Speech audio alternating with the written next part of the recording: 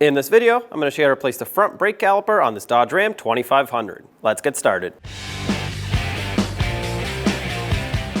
Use a 24mm socket and remove all 8 of your lug nuts. If your vehicle has a cover here, well, you're going to want to pull that off first. Mine does not, so I'm just going to remove all these and then take the wheel off.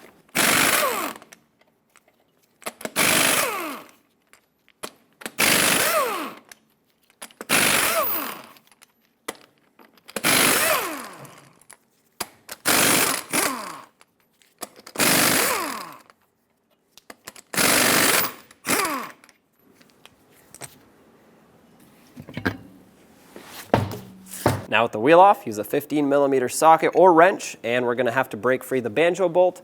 I do this so that it's going to be a lot easier to remove when the caliper is off.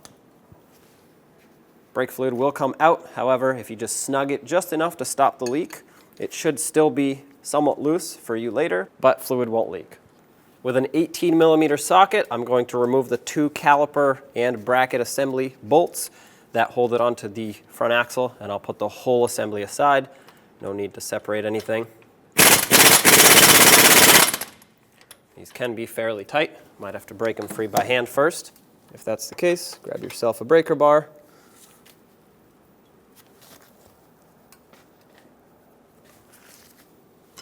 There we go.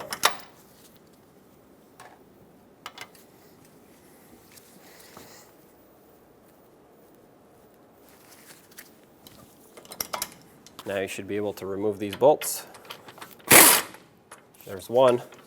Leave this in a couple threads so it can hold the caliper while you remove the lower one.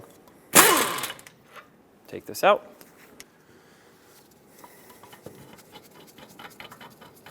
Take that other bolt out, set it aside, and at this point you should be able to remove the caliper, bracket, and pads off of the rotor. I'm going to set it right up here and bungee cord it so that it's out of my way. I do not want to put any pressure on the brake hose. If you pull on this, it will get damaged. I'm going to use the bungee cord and tie the caliper up just so that it doesn't fall off. There we go. I'm going to use a lug nut and thread it on all the way. This is going to hold the rotor in place so it doesn't keep flopping around as I install the caliper.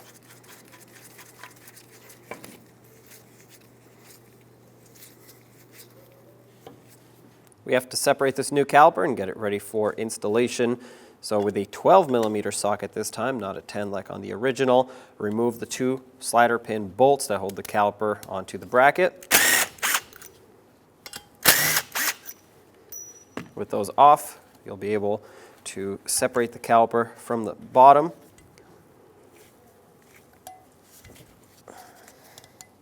It's got this little spring here that's going to make it kind of get stuck. There we go.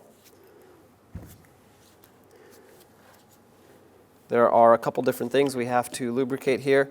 I always highly recommend removing these clips one at a time and adding a little bit of grease underneath them. You can use brake grease or high temperature rated silicone paste like what I'm using. It is rated for brakes. It won't melt. That's important, because obviously you don't want it to melt off and get all over your brakes once they heat up. Just a thin layer will do the job. It'll prevent rust from building up. Snap this back on, and we'll do the same on the other side here. Once again, a thin layer will do the job on the inside as well. Basically just coat everywhere where this clip goes on so that water doesn't build up over time. With these clipped on, I like to add some grease to the slider pins. I know they already have grease on them, but usually it's just enough for shipping and so that it doesn't rust while sitting on a shelf. Get these out of here. Sometimes they get a little stuck. This one actually pulled the boot with it, so I'm going to press the boot back in to the center of the caliper. And on these slider pins, you can't put too much grease on them, if any at all, because it'll get wiped off as you slide it in. It's a very tight fit. So I'm going to add some inside the boot. You can't put too much on these, because if you do, it'll get pushed out as you install the pin. So don't worry about overdoing it. Once you've done that, get the pin back in here, which can be a challenge because it's slippery and very tight fit. So, slide this through. That'll pop out the other side. Any excess grease you can remove, and make sure that on both ends the pin has seated into the groove of the boot here. You want it to be sealed up. If it pops out, put it back in, make sure it slides smoothly, and let's do the same to the other side here. Doesn't matter which side you pop it out through. Remove it, add some grease,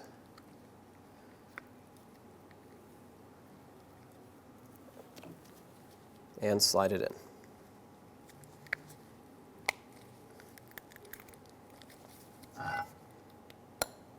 Push it all the way through, wipe off any excess. You can see that wasn't seated, so I'm going to make sure it is. Work that grease in there, clean it off, and let's install this on the vehicle. Let's install the caliper bracket. Have 2 bolts, or at least one, ready to thread in so that you can let go of it once it starts, and put in the other one. We'll bottom these out, snug them up, and the torque is 250 foot-pounds.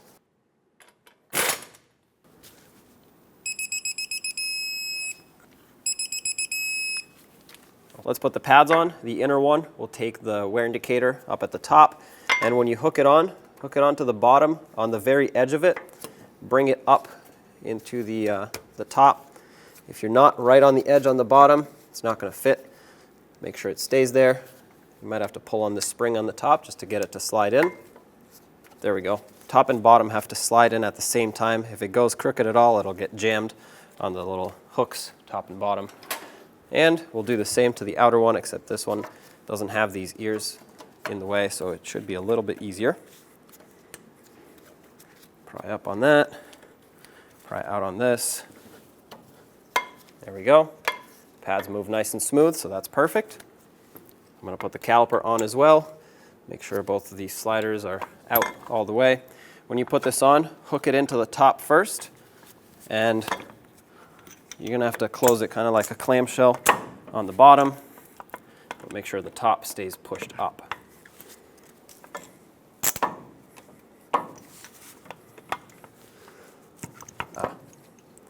If it's not working, most likely one of the sliders has pushed back and is going basically in your way. Clip it on to this bottom spring here. This should hold it on for you. And now if you have your bolts ready, you'll be able to wiggle this around, start them into their threads.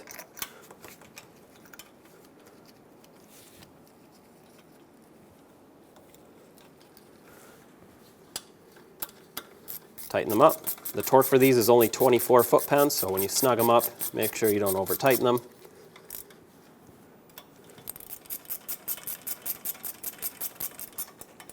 Okay, that's snug on both. There's one. And 2.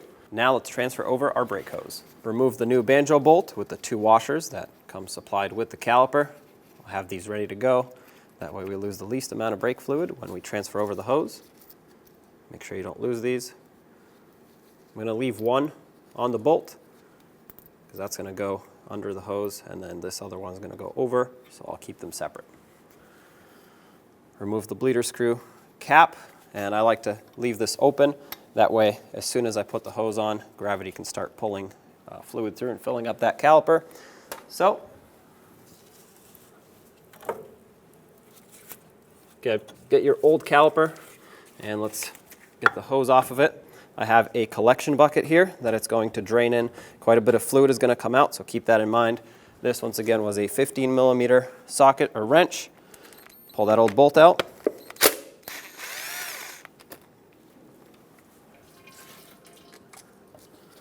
Separate the hose. Sometimes it's a little stuck on there. And what you want to make sure at this point is that copper washers don't stick on the hose. On the back side it's good, but on this side it is not.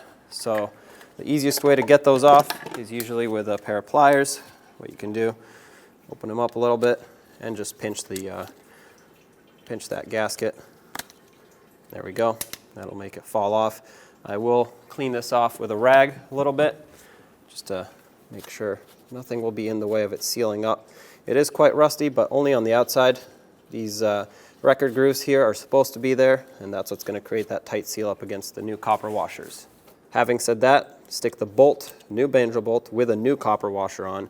And then the other side, the other one, basically sandwich it in between, bring it up to the caliper, start it on.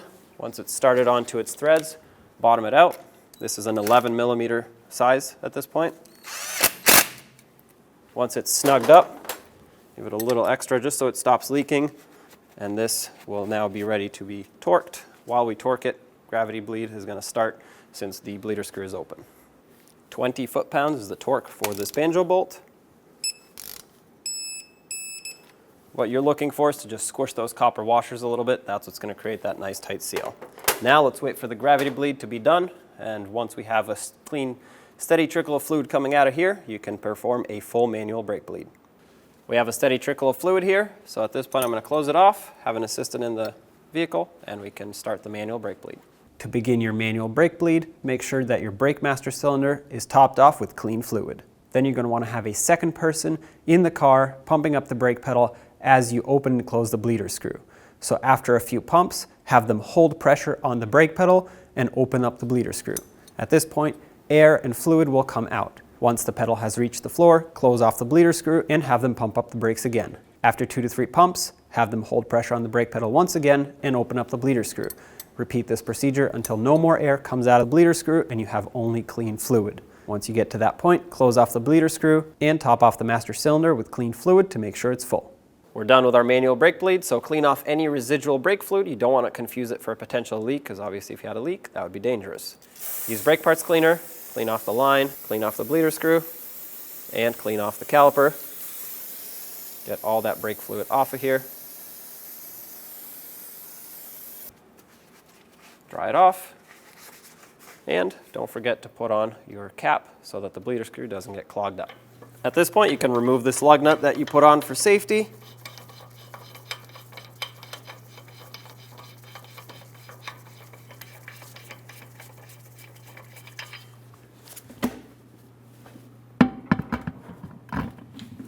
And let's get the wheel on. Press it on all the way. Install all 8 of your lug nuts in a cross pattern, bottom them out, and then also in a cross pattern, torque them to 140 foot-pounds.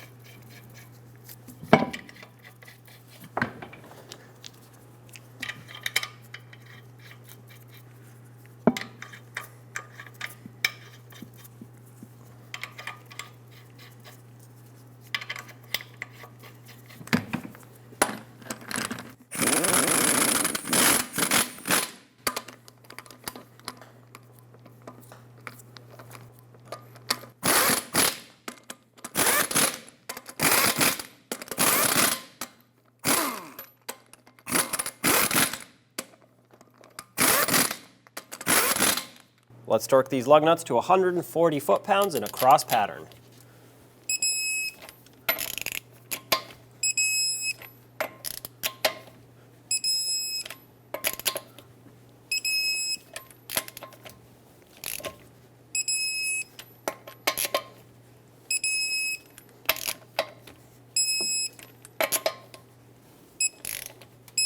Double check them if you want.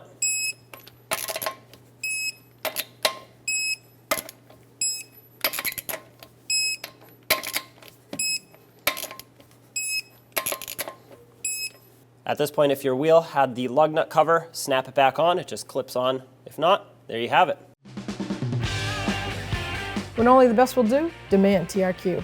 The only company that lets you view before you do. TRQ is committed to offering the highest quality aftermarket auto parts that are engineered for peace of mind. Thanks for using and viewing with TRQ.